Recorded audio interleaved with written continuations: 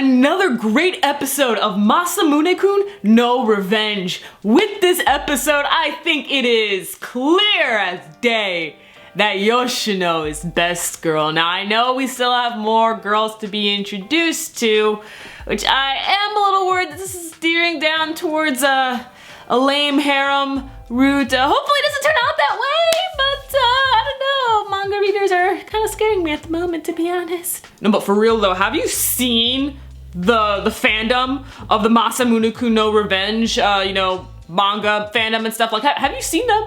Like, Jesus, they're at each other's throats. Like, literally it's split. Half of them say like, oh man, it went kind of average. While the other half is just like, no man, no, you gotta stick it out to the end. It is A-okay. So I'm just like, all right. But you know what? I'm gonna form an opinion of my own. And right now, I'm really enjoying Masamune-kun no Revenge. With this episode, like I mentioned earlier with Yoshino, OMG, did not see that coming. Turns out her family has been serving the Aragakis for generations, about 300 years. So Yoshino naturally has to serve Aki, and she remembers Masamune from way back when. So I'm just like, what?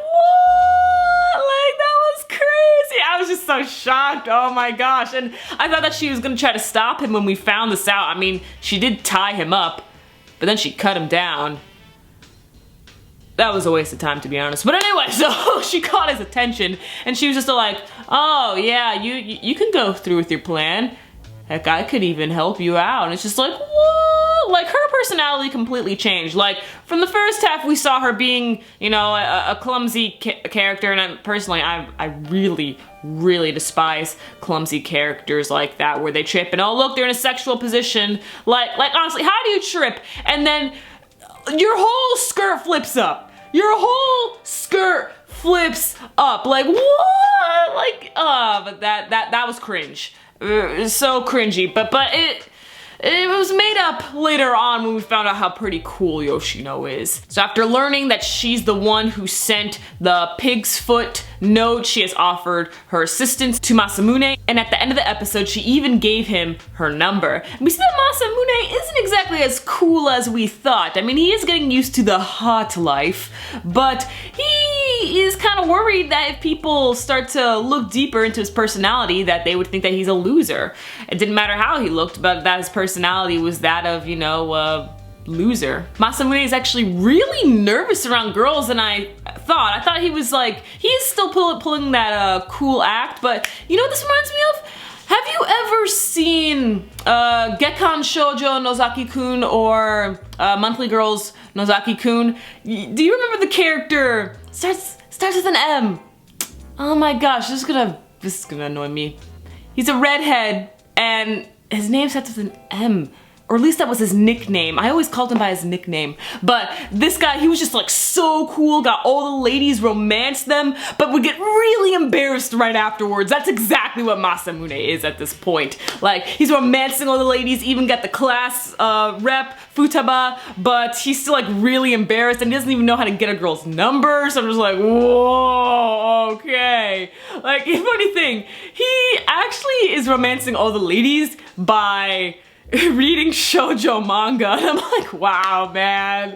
Oh my gosh, and it's working! It's working. That was great. The comedy in this episode hit me every single time. Oh, I was dying throughout this episode. And a lot of that had to do with how the music was used. Like, the music would play at just the right points, and like mainly at the beginning of the episode when Masamune was like suspecting everyone, like, who is it? Who is it? And then like he had that the suspicious music playing, and then it stopped for a little bit.